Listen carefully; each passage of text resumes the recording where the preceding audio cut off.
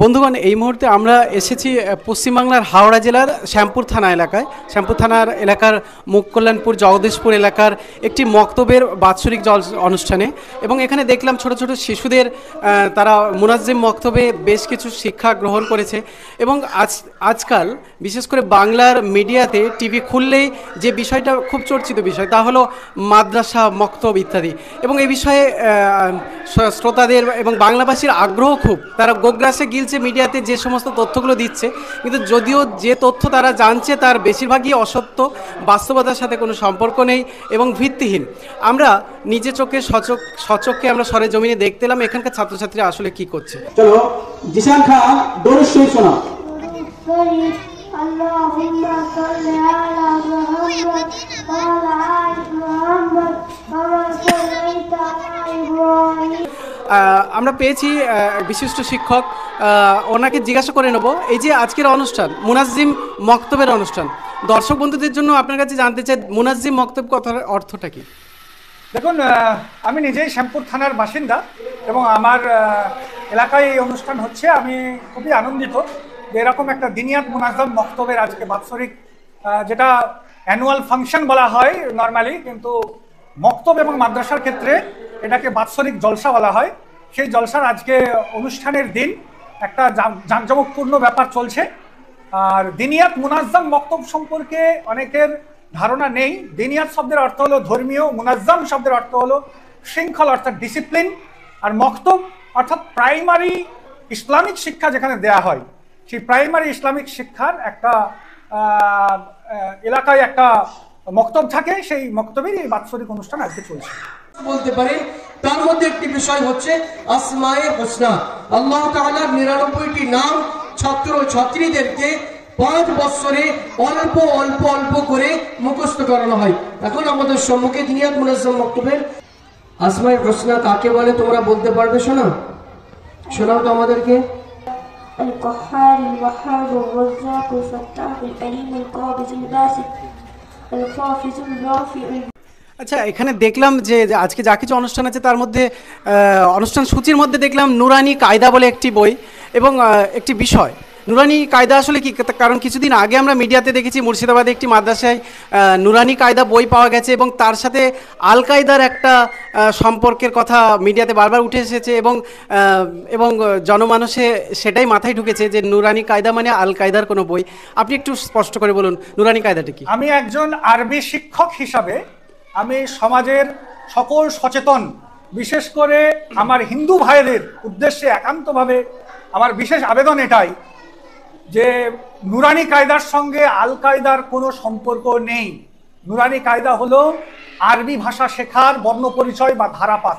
আমরা যেরকম বিদ্যাসাগরের বর্ণপরিচয় আমাদের মাতৃভাষা বাংলা, সেই বাংলা ভাষা বর্ণপরিচয় দিয়ে শিখি, বাংলা ধারাপাত দিয়ে, ঠিক একইভাবে আরবি ভাষা শিখতে গেলে বা পবিত্র কোরআনকে আত্মস্থ করা বা তাকে রিডিং পড়া শিখতে গেলে যে আরবি ধারাপাতটার প্রয়োজন হয়, সেই ধারাপাতটির নাম হলো নুরানি কায়দা। সেই ধারাপাতের মধ্যে কি কি আছে? সেই ধারাপাতের মধ্যে রয়েছে আরবি অক্ষর, যেটা দিয়ে প্রাথমিক জ্ঞান লাভ করা যায় আরবি ভাষা রিডিং পড়ার জন্য। আর এটা শুধু আমাদের পশ্চিমবাংলায় নয়, সারা ভারতবর্ষ শুধু নয়, সারা পৃথিবীতে এই নুরানি কায়দা একেবারে বেসিক। এটা যদি কেউ না বর্ণপরিচয় যেমন না শিখলে বাংলা ভাষা শেখা যায় না, সেরকম আরবি ভাষা পৃথিবীর 6ষ্ঠ বৃহত্তম ভাষার মধ্যে আরবি ভাষা হলো একটি। এটা আপনাকে মাথায় রাখতে হবে। ইউনাইটেড নেশনস অর্গানাইজেশনের স্বীকৃতি প্রাপ্ত 6টি পৃথিবীর বিখ্যাত ভাষার মধ্যে আরবি ভাষা একটি। চাইনিজ প্রথম, ইংলিশ, আরবি, ফার্সি মানে ফ্রেঞ্চ ভাষা যেটাকে বলা হয়, সেই ভাষাও রয়েছে।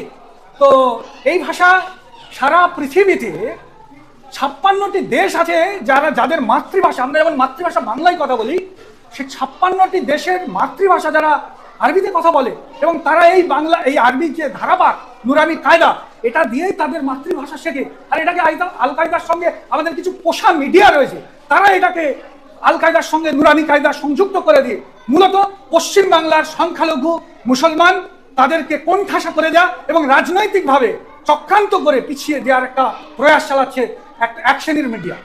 বেশ বক্তার বক্তব্যের মধ্যে অনেকটা ক্ষোভ ফুটে এলো। ওনার সাথে আছেন আরও দুই ব্যক্তিত্ব, যার মধ্যে একজন আছেন পশ্চিমবঙ্গ স্টেট ইলেকট্রিসিটি বোর্ডের। আপনার কাছে জেনে নেব, এই যে ছেলেমেয়েরা যে আরবি শিক্ষা শিখছে, আর দেখলাম যে তারা বিভিন্ন রকমভাবে আরবি বিষয়ের উপরে তারা দক্ষতা দেখাচ্ছে, এরা কি এই সমস্ত বিষয় শিখতে গিয়ে মূল স্রোতের যে শিক্ষা সেটাকে তারা কি অবহেলা করছে, বঞ্চিত হচ্ছে কি? كما باركت على إبراهيم وعلى آل إبراهيم إنك حميد مجيد মাশাআল্লাহ। অনেকের আশঙ্কা যে মাদ্রাসা বা মক্তবে যারা শিক্ষা অর্জন করে তারা কেবলমাত্র আরবি শিক্ষাটাই অর্জন করে। এই ধারণা একদমই ভুল ধারণা। মক্তব যেখানে ইসলামের একটা প্রাইমারি এডুকেশন দেওয়া হয়, এর নয় যে তারা স্কুল কলেজ ইউনিভার্সিটিতে পড়ে না। তারা স্কুল কলেজ ইউনিভার্সিটিতে বেশি সমস্ত স্টুডেন্টই পড়ে, তার থেকে 24 ঘন্টার ভিতর থেকে 1 ঘন্টা টাইম বার করে মক্তবে আসে কেবলমাত্র ইসলামের বুনিয়াদী জিনিসগুলো শেখার জন্য। আমাদের সাথে আছেন আরও একজন অধ্যাপক, অর্থনীতি বিভাগের অধ্যাপক আব্দুল হাদি সাহেব। ওনার কাছে জানতে চাইবো যে এই যে ছোট ছোট ছেলেমেয়েরা অল্প বয়স থেকেই এরা যে ধর্মীয় শিক্ষা, ইসলামিক শিক্ষা, সেই সাথে আরবি শিক্ষা শিখছে, এই যে দেশের সুনাগরিক হিসেবে গড়ে ওঠার ক্ষেত্রে এদের যে শিক্ষা, এই শিক্ষার ক্ষেত্রে কি এই ধরনের শিক্ষা কোনো বাধাপ্রাপ্ত হবে?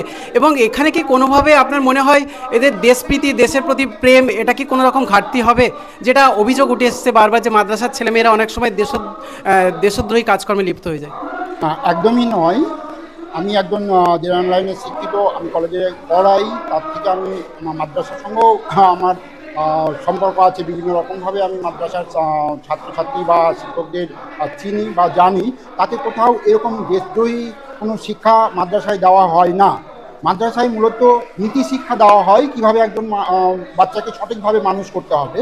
সেখানে যেমন ধর্মীয় শিক্ষা দেওয়া হয়, ধর্মীয় শিক্ষার পাশাপাশি দুনিয়াবী শিক্ষা বা জেনারেল লাইনের যে শিক্ষা সেখানেও সেটাও দেওয়া হয়।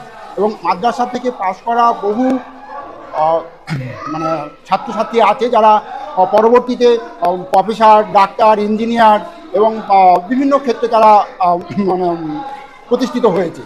তো আমি চাইবো যে প্রত্যেক বাচ্চারই মানে জেনারেল লাইনে শিক্ষা গ্রহণ করার সঙ্গে সঙ্গে তাদের ধর্মীয় জ্ঞান থাকা উচিত। ধর্মীয় জ্ঞান মানুষকে সৎ পথে পরিচালনা করে এবং দুর্নীতি থেকে তাকে দূরে রাখে। আমি বিশেষ করে মুসলিম সম্প্রদায়ের সকল বাবা মাকে বলবো যে আপনাদের বাচ্চাদের মানে জেনারেল লাইনে শিক্ষিত করার সঙ্গে সঙ্গে আপনারা ধর্মীয় ন্যায়, নীতি, জ্ঞান সেগুলোও শিক্ষা দিন এবং একজন সঠিক সুনাগরিক করে গড়ে তুলুন। তারা যাতে ভবিষ্যতে ডাক্তার, ইঞ্জিনিয়ার, ভালো সাংবাদিক, ভালো উকিল, ভালো জজ হতে পারে এবং দেশকে সুপথে পরিচালিত করতে পারে। আচ্ছা, হাদি সাহেব বললেন ডাক্তার, ইঞ্জিনিয়ার, সেই সাথে সাংবাদিকও হবে। আপনার কি মনে হয় যে এই যে জেনারেল এডুকেশন, ডাক্তার, ইঞ্জিনিয়ারের স্বপ্ন দেখার সাথে সাথে একই সাথে ধর্মীয় শিক্ষা এটা সম্ভব এবং এটা কতটা কাম্য আপনার কাছে? দেখুন, ধর্ম অর্থাৎ আমরা যেটা ধারণ করি। আমরা পৃথিবীতে যতগুলো ধর্ম আছে সব ধর্মের মানুষই শান্তিকে সমর্থন করেন এবং শান্তি পেতে, পৃথিবীতে শান্তি প্রতিষ্ঠা করার জন্যই সকল ধর্ম তাদের নিজেদের অ্যাক্টিভিটিস করে থাকে। ইসলাম ধর্ম শান্তির ধর্ম। ইসলাম শব্দের অর্থই হলো শান্তি। Naturally doctor, master, engineer, professor, barrister সকলের সঙ্গে সঙ্গেও একজন ধর্মপরায়ণ ডাক্তার, একজন ধর্মপরায়ণ ব্যারিস্টার, একজন সৎ এবং দুর্নীতিহীন শিক্ষক। আজকে তো শিক্ষক নিয়োগেও দেখছি চরম দুর্নীতি চলছে, কিন্তু ধর্ম মানুষকে কোনোদিন দুর্নীতি শেখায় না। ধর্ম মানুষকে শান্তির পথে আহ্বান করে এবং ধর্ম মানুষকে সুশৃঙ্খল করে। আমরা পশ্চিমবঙ্গে বসবাস করি, হিন্দু এবং মুসলিম একে সম্প্রীতির সঙ্গে বসবাস করছি, কিন্তু এখন বর্তমান যে রাজনৈতিক প্রেক্ষাপট, এমন একটা পরিস্থিতি তৈরি হচ্ছে যে দুটি সমাজকে বিভক্ত করার একটা পরিকল্পনা এবং সেটা রাজনৈতিকভাবে চলছে। এটাকে আমরা চরমভাবে নিন্দা জানাই। আমরা প্রত্যেকে স্ব স্ব ধর্ম, নিজ নিজ ধর্ম নিষ্ঠার সঙ্গে আমরা পালন করব এবং সামাজিক শান্তি প্রতিষ্ঠার মাধ্যমে সৌভ্রাতৃত্বতার রক্ষা করে এবং আমাদের যে রাষ্ট্রীয় যে সংবিধান, সেই সংবিধানকে মান্যতা দিয়ে আমরা সুনাগরিক হিসাবে দেশে বেঁচে থাকতে চাই। আপনার পরিচয়? আমি তৌহিদ আহমেদ খান, পেশায় একজন শিক্ষক এবং progressive employees association for community empowerment, সংক্ষেপে পিস সংগঠনের কোষাধ্যক্ষ। আমি উমর ফারুক, আমি WBACDCL এ কর্মরত, বাড়ি পূর্ব মেদিনীপুর নন্দকুমার। আমি পিস বলে যে সংগঠন আছে, progressive employees association for community empowerment, এর সেক্রেটারি। আমি ডক্টর আব্দুল হাদি, অ্যাসিস্ট্যান্ট প্রফেসর, বঙ্গবাসী কলেজ। আর তার সঙ্গে আমি একটা সংগঠন চালাই, piece progressive employees association for community empowerment, তার সভাপতি।